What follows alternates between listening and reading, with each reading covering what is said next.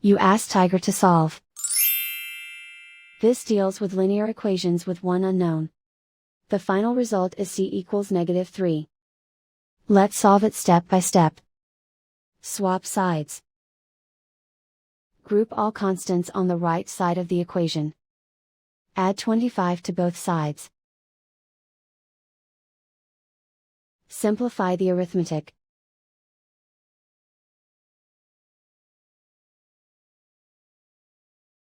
Isolate the c. Divide both sides by 5.